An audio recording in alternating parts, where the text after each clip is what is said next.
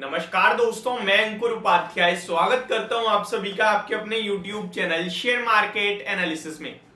बात करेंगे वेदांता के स्टॉक के बारे में। देखिए, ये स्टॉक डिविडेंड का बादशाह है। मैं इस स्टॉक को डिविडेंड का बादशाह कहता हूं और कभी कभार जब मैं इस तरीके का टाइटल लगाता हूं तो ऑफेंस हो जाती है बहुत सारे लोग तो कि भाई ये क्या टाइटल है यार, थंबनेल है, ये क्लिक बैट है। बट एक्चुअली में ये फैक्ट है। देखिए, एक समय था जब इन्फोसिस को बोनस का बादशाह कहा जाता था और अभी भी कहा जाता है, बट लिटरली परफॉर्मेंस नहीं आ रही है इन्फोसिस की तरफ से तो उसे कोई अच्छा भी नहीं कह रहा। बादशाह तो छोड़ ही दो, लेकिन किंग है, वापस आएगा वो, इतना हमें पता है। डिविडेंड की बात करें अगर, तो वेदांता इस समय भारत में सबसे ज्यादा डिविडेंड पेइंग स्टॉक है, पेइंग कंपनी कह सकते हो। और इसका मेन और सबसे बड़ा कारण है हिंदुस्तान जिंक।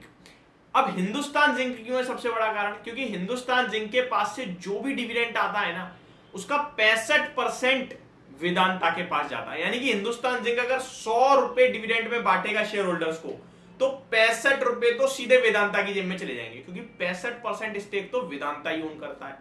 उसके बाद बचा हुआ 35% आप में, हम में, एफआईआई, डीआई सब में बटेगा म्यूचुअल फंड, ठीक है। बाकी 65 सीधे के सीधे वेदांता। प्लस वेदांता खुद प्रॉफिट बनाता है, उसका भी प्रॉफिट शेयर करता है आप सभी के साथ, तो उसमें से भी थोड़ा बहुत इंक्लूड करके आप लोगों को बांट देता है। अब डिविडेंड की बात मैं क्यों कर रहा हूं? डिविडेंड की बात मैं इसलिए कर रहा हूं क्योंकि आप सभी को पता है कि वेदांता की होने वाली है बोर्ड मीटिंग और फर्स्ट इंटर्म डिविडेंड को लेकर वेदांता विचार करने वाला है 22 में, यानी कि मंडे को। अब डिविडेंड से पहले मैंने एक स्ट्रेटेजी शेयर करी थी आप सभी के साथ लास्ट टाइम, अगर आपको याद हो, 12,000 रुपए बनाए थे। पर्सनली मैंने भी बनाए थे 8,000 और आप लोगों को भी बनवाए थे। फ्यूचर डायरेक्ट खरीदा था मैंने तो, और मैंने आप सभी से बोला था कैश में ले लो या फिर आप ऑप्शन में, फ्यूचर में भी ले सकते हो। ऑप्शंस में काम मजा नहीं है। अब क्या दोबारा से ट्रेड बनेगा? अब ट्रेडिंग क्या होती है वो बहुत सिंपल करता हूं मैं कि भैया कोई भी ऐसी कंपनी जो बड़ा डिविडेंड अनाउंस कर सकती है, मुझे पता है, मैं उसको डिविडेंड अनाउंसमेंट से पहले खरीदने की कोशिश करूंगा। जैसे ही अनाउंसमेंट आएगी नेक्स्ट डे या तो वो गैप अप हो जाएगा तो मैं पैसा बना लूंगा उस गैप अप पे। क्योंकि डिविडेंड एक ऐसी चीज है जिसको समझने में बहुत सारे रिटेल इन्वेस्टर हमेशा गलती करते हैं। मैं यहां पे ना, आप वेदांता भूल ही जाओ, आप कोई भी ऐसी कंपनी जो बड़ा डिविडेंड देती है, और बहुत सी ऐसी कंपनी है। अब देखिए, सरकारी कंपनी तो सारी की सारी है, आईटीसी, वेदांता, हिंदुस्तान जिंक, मतलब ओएनजीसी, बीपीसीएल, आईओसी, ऐसी कंपनी। बट नंबर पे जो आंकड़ों में बड़ा डिविडेंड देती है ना, उनमें नाम आता है हिंदुस्तान जिंक का, वेदांता का, एनएमडीसी का। ये कुछ ऐसे हैं जो बड़े बड़े एक एक बार में डिविडेंड देते हैं। वो मजा नहीं है कि 4 इंटर्म डिविडेंड दे रहे हो आप, देते ये भी 4 है, बट ये क्या करते हैं नंबर में, मतलब 10 रुपए, 12 रुपए। अब देखिए 125 रुपए का शेयर, 80 रुपए का शेयर है, 1 रुपए भी डिविडेंड दे दिया तो 1.5% का हो गया। अब 1 रुपए शेयर बढ़ जाएगा तो मजा नहीं आएगा ना। मजा आता है 300 रुपए का शेयर है, 3% का डिविडेंड, 9 रुपए, 9 में से कम 4 रुपए तो रिफ्लेक्ट करेगा स्टॉक के प्राइस में। और हम लोग गलती क्या करते हैं? हम करते हैं, वेदांता आज बोर्ड मीटिंग करने वाला है डिविडेंड को लेकर, वेदांता ने 10 रुपए पर शेयर डिविडेंड अनाउंस कर दिया। अब कल जब वो शेयर बढ़ जाएगा तो डिविडेंड मिलेगा, इस खुशी में खरीद रहे हैं। आप ये भूल गए कि डिविडेंड तो स्टॉक के प्राइस में एडजस्ट हो गया है। तो ये मैं आपसे कहना चाहता हूं कि जब अनाउंसमेंट आ रही है उससे पहले लो, अगर आपको भरोसा है तो, कि बड़ा डिविडेंड आएगा।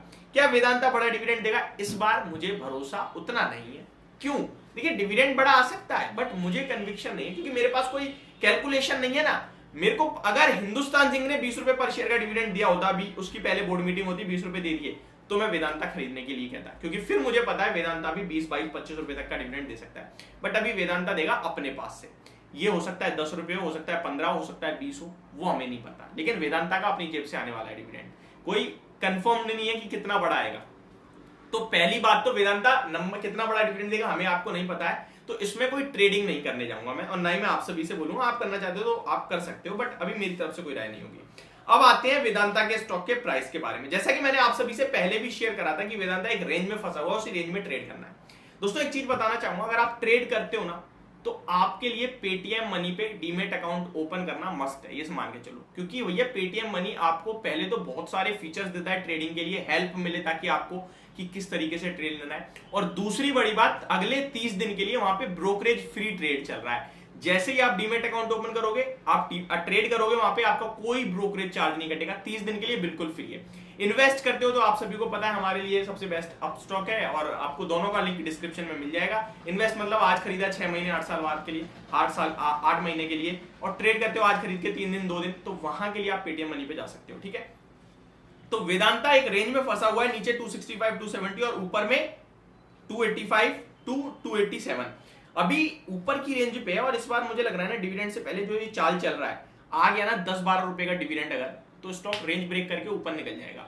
ऊपर निकला तो 310 रुपए के लक्ष्य बन जाएंगे। और ये मेरा मतलब बनता है इस वीडियो में बोलने का मेन कि वेदांता को रडार पे रख लो, वॉच लिस्ट में लगा लो। मंडे को मैं ओपन मार्केट में इस स्टॉक को लेकर बात जरूर करूंगा, मे भी डिविडेंड के बाद करूं, आफ्टर मार्केट डिविडेंड आया तो फिर ट्यूसडे को बात करेंगे, क्योंकि ब्रेकआउट होने के बाद लूंगा। डिविडेंड से पहले तो मैं स्ट्रेटेजी बना नहीं रहा, मैंने आपके साथ शेयर कर ही दिया क्यों नहीं बना रहा, क्योंकि मेरे पास कंफर्म्ड नहीं है कुछ। तो ये मेरा व्यू था जो मैंने आप सभी के साथ शेयर करी। बाकी हाँ, निवेशकों के लिए पहला डिविडेंड आने वाला है इस वित्त वर्ष का। Thank you so much for watching this video, have a great day guys.